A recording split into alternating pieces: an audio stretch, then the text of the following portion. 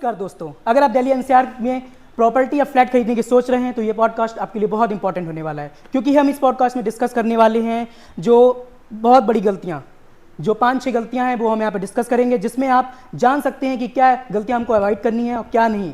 तो इस पॉडकास्ट में हम डिस्कस करेंगे कि आप अगर कोई प्रॉपर्टी या फ्लैट खरीदते हैं तो 2-3 लाख रुपए बचाने के चक्कर में कभी कभी इन फ्यूचर आप 15 से 20 लाख रुपए का नुकसान कर बैठते हैं। तो आज हमारे साथ हैं मन्नान जी, जो डेली ही बायर्स से मिलते हैं और उनके रियल क्वेश्चन सुनते हैं। तो आज का पहला क्वेश्चन हमारा है कि जब हम प्रॉपर्टी या फ्लैट खरीदते हैं तो कुछ कई बिल्डर्स वही फ्लैट 55 लाख का देते हैं, कोई 50 लाख का, कोई 45 लाख का। तो एक्चुअली ये प्राइस डिफरेंस क्यों होता है और वो बिल्डर्स क्या क्या मटेरियल्स या फिर उनकी क्या इन्वेंटरीज रहती हैं कि जिसकी वजह से ये प्राइस इतना डिफरेंस हो जाता है? तो first of all hello everyone, mannan this side from भविष्य निर्माण डेवलपर्स। और आपका ये क्वेश्चन सर बहुत वैलिड होने वाला है हमारे आज के पॉडकास्ट के लिए, क्योंकि कुछ क्लाइंट्स हमारे क्या करते हैं 3-4 लाख रुपए के डिस्काउंट के चक्कर में वो अपना इन फ्यूचर का 15-20 लाख रुपए का लॉस करवा लेते हैं। क्योंकि अगर आप इस टाइम पर 2-3 लाख रुपए का डिस्काउंट देखते हैं, आपको एक बिल्डर वही फ्लैट 50 का दे रहा है और आपको कहीं और 45 का मिल रहा है, तो इसका ये मतलब नहीं है कि वो बिल्डर आपको डिस्काउंट दे रहे हैं। अगर आप सर्कल रेट के हिसाब से चलें तो अगर आपको एक्स्ट्रा डिस्काउंट मिल रहा है तो उसमें आप कमियां निकालिए, आप वहां पर रजिस्ट्री चेक करिए। First of all Mohit ji, हम बात करते हैं रजिस्ट्री की। सबसे मेन होता है प्रॉपर्टी में रजिस्ट्री है, वहां पर आपका मटेरियल कैसा यूज हो रहा है, कंस्ट्रक्शन क्वालिटी क्या है, क्योंकि ये सब चीजें बहुत ज्यादा इंपॉर्टेंट होती है प्रॉपर्टी के अंदर। क्योंकि हमें सिर्फ एक घर नहीं लेना है, हमें अपना फ्यूचर सिक्योर करना है सर जी। तो आप अगर प्राइस का कंपैरिजन देखते हैं तो आप सिर्फ कंपैरिजन में प्राइस मत देखिए, वहां पर आपको क्या क्या सुविधाएं मिल रही है वो भी नोटिस करिए आप, क्योंकि आपको घर नहीं लेना, अपना फ्यूचर भी सिक्योर करना है घर के साथ साथ जी। मन्नान जी, कभी कभी हम देखते हैं कि बायर्स बहुत कंफ्यूज होता है कि वो रियल जो बिल्डर्स है उसको कैसे आइडेंटिफाई करे कि ये रेप्यूटेड है, ये हमें सही चीज़ प्रोवाइड कराएगा। क्योंकि जो घर खरीदते हैं वो एक मतलब हमारा फ्यूचर पूरा उस पर डिपेंड होता है, जो हम उसमें लाइफ सेविंग्स लगाते हैं। बिल्कुल सर। तो हम कैसे आइडेंटिफाई करें? सर, एक जेन्युइन बिल्डर को आइडेंटिफाई करने के लिए ना सबसे फर्स्ट ऑफ ऑल अपने पास आता है आप उसके गूगल रिव्यूज चेक करिए, क्योंकि गूगल रिव्यूज बहुत इंपॉर्टेंट होते हैं। आप उनके गूगल रिव्यूज चेक करिए या फिर आप उन्हीं के पुराने प्रोजेक्ट पर जाके उनके क्लाइंट से फीडबैक लीजिए। तो मोहित जी, आपने एक काफी अच्छा क्वेश्चन पूछा है। अगर आपको जेन्युइन बिल्डर आइडेंटिफाई करना है तो उसके लिए हमारे पास कुछ ऑप्शंस ये होते हैं कि आप उनके गूगल रिव्यूज चेक करिए, देन उनके ऑफिस में विजिट कीजिए, और अगर सारी चीजें वो क्लियरिफाई तरीके से आपको बताते हैं या आपको सारे डॉक्यूमेंट्स आपको प्रोवाइड करते हैं प्रॉपर्टी के, तो आप इसका मतलब जानिए कि वो बिल्डर बहुत जेन्युइन है। आपको मैं उदाहरण के लिए, जैसे हम जैसे खुद डेवलपर हैं, भविष्य निर्माण डेवलपर, तो आप अगर हमारे इंस्टाग्राम पेज पर या फेसबुक पेज पर भी जाएंगे तो हमने क्लाइंट्स के रिव्यूज डाल रखे हैं एज अ रील, ठीक है। तो हमारे लिए ये काफी ज्यादा इंपॉर्टेंट होता है कि अपने क्लाइंट का फीडबैक हम अपने पेज पर दिखाएं, जिससे हमारे और क्लाइंट्स हमारी तरफ अट्रैक्ट हों। तो यही तरीका होता है सर दूसरे बिल्डर को जज करने या उनको आइडेंटिफाई करने का। हाँ मन्नान, जैसे आपने बात की है रजिस्ट्री की, तो हम कोई फ्लैट से प्रॉपर्टी खरीदते हैं तो हमें मेरे लिए क्या क्या डॉक्यूमेंट्स इंपॉर्टेंट होने चाहिए, और रजिस्ट्री से पहले भी कुछ स्टेप्स होते हैं, तो क्या आप मुझे वो स्टेप्स फॉलो करके मतलब क्या क्या रहता है? बिल्कुल सर, मैं आपको बताता हूँ। बायर को ना कम से कम कुछ डॉक्यूमेंट्स तो क्लियर होने चाहिए। तो जैसे कि मैंने आपको बताया, कुछ डॉक्यूमेंट्स में आपका रजिस्ट्री हो गई, एंड आपका चेन ओनरशिप हो गई, एंड आपका सेल डीड हो गई इसमें, और आपका इसमें लोन की एलिजिबिलिटी जब मिलती है आपको, जब आपके सारे डॉक्यूमेंट्स क्लियर होते हैं, ठीक है। तो ये डॉक्यूमेंट्स तो आपके एक बायर को जेन्युइनली आपको बिल्डर से मांगने चाहिए दोस्तों। तो मैं ये सजेस्ट करता हूँ आपको।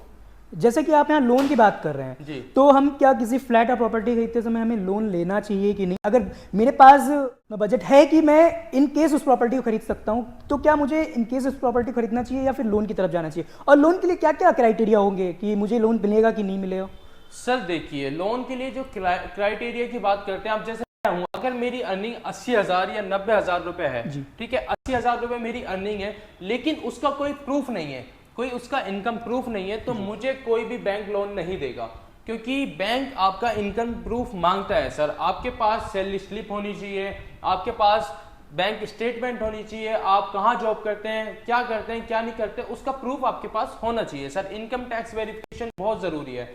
एंड सबसे मेन आती है आपकी बात अगर आप एज अ बिजनेस करते हैं, एज अ बिजनेस पर्सन है, तो आपके पास ITR होना चाहिए, आपके पास GST होने चाहिए। बाकी तो मतलब अगर आपको लोन चाहिए सर, तो आपको नॉर्मल सी बात है, आपको बैंक को प्रूफ देना पड़ेगा आप क्या काम करते हैं। आपकी सेकंड बात मैं ये पकड़ता हूं सर कि आपने बोला मुझसे कि अगर मेरे पास कैश है और मैं कैश में फ्लैट लेना चाहूं तो ये अच्छा रहेगा या लोन के थ्रू जाऊं।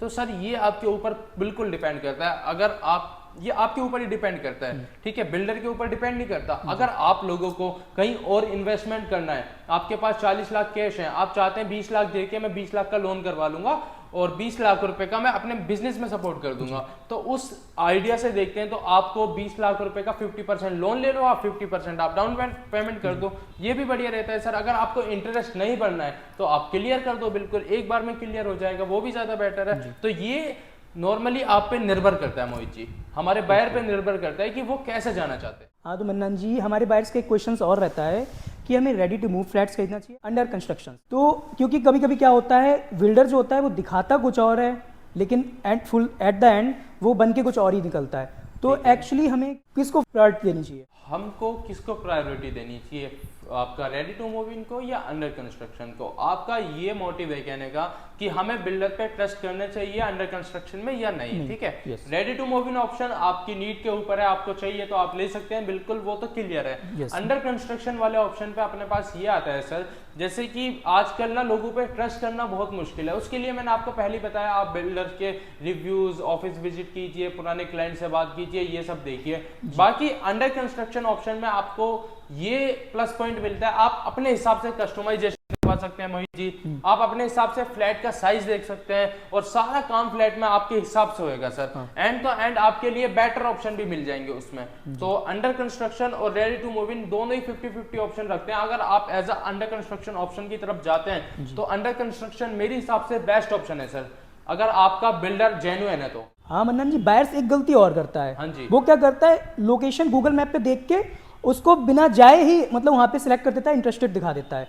तो क्या ये बायर्स को करना चाहिए कि नहीं करना चाहिए? सर ये बहुत जेन्युइन क्वेश्चन पूछा है। आजकल कई बायर्स ये गलती कर बैठते हैं कि वो सिर्फ गूगल मैप के थ्रू लोकेशन को जज कर देते हैं, उनको सेलेक्ट कर देते हैं और टोकन अमाउंट दे देते हैं। लेकिन ये गलती आपको नहीं करनी है दोस्तों, क्योंकि आपको अगर आपको प्रॉपर्टी लेना है तो आपको अपना 1-2 दिन का टाइम जरूर निकालना चाहिए, वीकेंड्स पर विजिट करनी चाहिए प्रॉपर्टी, क्योंकि आपको सिर्फ लोकेशन नहीं देखनी है, आपको देखना है आप कहाँ रह रहे हैं, वहां से कनेक्टिविटी क्या है, वहां पर हॉस्पिटल है नियर बाय, वहां स्कूल्स है नियर बाय, वहां आपका मार्केट्स है नियर बाय या नहीं है। क्योंकि जी सारी बात होती है कनेक्टिविटी की। अगर आप कनेक्टिविटी आपकी अच्छी है तो प्राइस एप्रिसिएशन फ्यूचर में भी बहुत अच्छी मिलेगी आपको प्रॉपर्टी की। बाकी बात होती है आप किस लोकेशन में रह रहे हैं, वहाँ की मेंटेलिटी क्या है, वहाँ पर आपको क्या क्या सुविधाएं मिलती हैं या नहीं मिलती। तो मैं कहना चाहता हूँ कि आप ये गलती ना करें दोस्तों, आप हमेशा विजिट करिए प्रॉपर्टी को एंड उसके बाद कुछ डिसीजन लीजिए। हाँ तो दोस्तों, ये एपिसोड हमारा यहीं खत्म होता है। अगर आपको प्रॉपर्टी से रिलेटेड कोई भी क्वेश्चन या क्वेरी है तो उसे कमेंट सेक्शन में जरूर बताएं। हो सकता है अगला एपिसोड आपके क्वेश्चन के बेस्ड के ऊपर हो।